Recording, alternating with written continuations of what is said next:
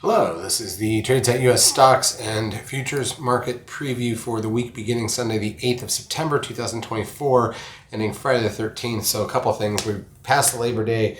We're past the Labor Day short week.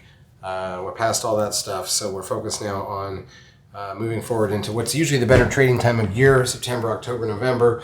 Obviously, Thanksgiving week slow at the end of November, and then a couple good weeks in December, and then we're in holiday season. But there's a lot here to deal with. We've got an election year, obviously. We've got some questions about the economy. We've got some interest rate declines coming. So, it's going to be a little more exciting, and obviously we were down quite a bit today. But let's take a look at where we're at. So here's the dollar index daily chart. No big deal here. Sitting mid-range, didn't go anywhere. Nothing to see or talk about here. The euro dollar, usually the inverse of the dollar index, but it has not been recently. Broke out to highs. Pound dollar hanging near highs. The ES front month futures contract, obviously this thing finally took another dip. It's funny because everybody's talking about, such a negative, the most negative week of the year. Yeah, we're still way closer to the highs than we were at the lows in August on the big dip day. So whether this is that time of year, by the way, where markets tend to fail, and it's usually because of the federal budget and setting the budget and all this stuff. But we will see what happens. Obviously, anything's possible. But now they're looking at either multiple quarter-point rate cuts or maybe even a half-point rate cut at the next meeting, just because inflation has dipped. It's on track now for 2%, and that's good. And so you don't need rates to be this high. And then we've seen a little bit of a slowing finally of employment, which is just what it is. That's part of the rate thing, so it's nobody's fault. But oil is coming down a bit. We'll look at that in a second and go from there. Here's a look. So we did go down this week, and it is what it is. The S&P cash looks like this, obviously. So we were just at highs. Literally coming into the week, we were basically at highs on the S&P. So the idea that the world just fell apart, that seems very minimal. We're still many points higher than we were in the August drop. NASDAQ 100, almost to a static trend line, could bounce off of that, obviously. Never made it quite back to highs, but it's still in the upper end of the last year's range. The Russell 2000 usually will benefit from lower rates. The small cap stocks need that. Down so far, but we'll see what happens. Crude oil, though, like I said, down at 67.67, and so this is the lowest it's been in over 6 months. There's two sides of the coin when it comes to oil, right? Number one is oil being as high as it was, mostly because the Ukrainian war is what causes inflation, right? You have to costs more to move things around the country, costs more to fill your own car up with gas, costs more for all these things. That raises food prices, raises everything. So oil coming back down, even though we're producing more oil than we've ever produced as a country, is a positive. But at the same time, you could also look at it sometimes as, you need less oil if the economy is slowing. And we're definitely seeing the drop here. So, it's good for inflation. It's good for prices coming back down. It might suggest that there's issues with, the economy, short term and whatever. But I personally think it's a positive for oil to be coming back down. And let's just see what it leads to. Wrong chart.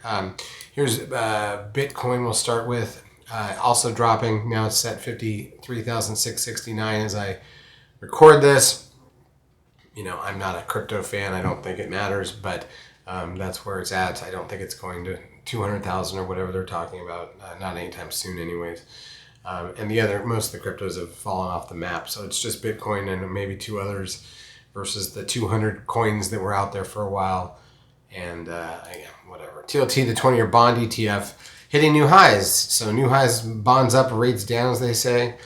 This is a sign that the real estate market's going to see probably much lower interest rates over the next 6 months, which is positive for real estate. And so that'll be very interesting to see how that conflicts with any other economic downturn. The VIX closes at 22.38, back up from the mid-teens again after spiking. And again, when you get over 40 on the VIX, that's usually the top, except for during COVID. It's usually the top. And so we had that happen. That was the bottom in the market. back at the beginning of August. So then we dipped back into the teens very quickly, like it was no big deal. And now we're kind of, back, moving back up a bit. So we'll have to keep an eye on that. The advanced decline ratio on the New York, negative, very negative on, negative on Friday. I wouldn't say very. There's many days of the year where it was worse, as you can see. But, it was positive a lot of the week and whatever. The trend closes at 1.25, puts the 10-day moving average at 1.11. You need the orange line to go, which is the 10-day, to move under the blue line, which is 0.85, to get a real sell signal in the market. So far, we don't have it. ES, front month futures contract. I got that made some changes. Okay, so that you can see the short day, that's the Labor Day. That's not really a trading day. Prior to that was Friday, so we gapped down a little bit on Monday and sold off. Tuesday was basically dead flat. Wednesday was mostly flat and then closed lower. Thursday, the 13 buy signal was the low of the day on the 10-minute candles. And, but again, a negative week finally, down 200 points on the S&P. NASDAQ 100, again, gaps down on Monday or on Tuesday after Labor Day. Pushes lower on Wednesday, dead flat. I mean, as dead flat as can be. Thursday, dead flat. Then Friday sold off a bit. And then NASDAQ volume has been, in the 5 billion range-ish on average. I would just say there's nothing else really to discuss from that perspective. In terms of key stocks that we watch, here's the daily charts. Apple still holding near the highs. Amazon rolled over a bit. Doesn't look amazing. Meta closed down. Google breaking lows. That's an inverted cup, by the way, that broke on Meta. Goldman Sachs down. Netflix also down. Tesla closed down big after rallying a bit. You still can't make up the Tesla the way it bounced off that red static trend line. That's just pretty amazing. Nvidia now sitting basically on the static trend line, so we'll see if it holds it. Zoom had spiked to new highs for the year and pulled back now a bit, but still holding up there in First Solar. Not much here. There's some buy signals and some other things going on in the daily charts. We'll go through that and post them in the lab for the week ahead, but that's it. All right, in terms of in terms of the layout for the week ahead, here's what we have.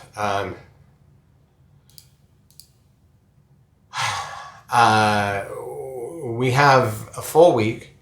We have futures contract roll. That's the quarterly contract roll from Thursday going into Friday, which means usually those are dead days. We'll see what happens because of what's going on right now in the markets, but it could be a little bit dead. And so the following week will be triple expiration for September. This is that time of year, like I said, where the markets tend to fall apart if they're going to. And then they rebound in October and into November. We've got wholesale goods on at 10 a.m. Eastern Time on Monday, along with the Consumer Expectation Survey at 11 a.m. We've got the NFIB Small Business Optimism Index at 6 a.m. Eastern Time, monthly budget statement at 2 p.m. on Tuesday. MBA mortgage applications number and the oil number is at 10:30 a.m. Eastern Time on Wednesday. Along with the 10-year bond auction at 1 p.m.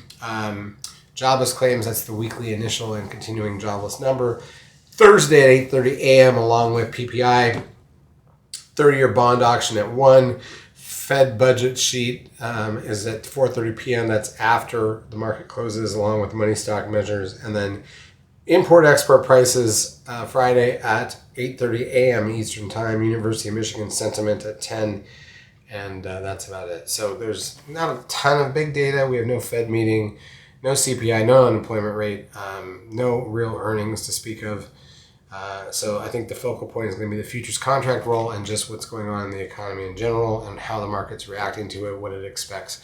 Obviously, markets tend to lead recessions by 6 to 9 months. We're probably due for one, but I don't think that looking at this week versus where we were early in August is a way to measure that. And so there's not, and then if interest rates are going to go lower, that might save the day still, and they'll do it when they need to do it. Charts as usual brought to you by Ninja Trader. If you've not yet taken a trial of our services, feel free to do so. We will help you out for a couple weeks. Have a great trading week.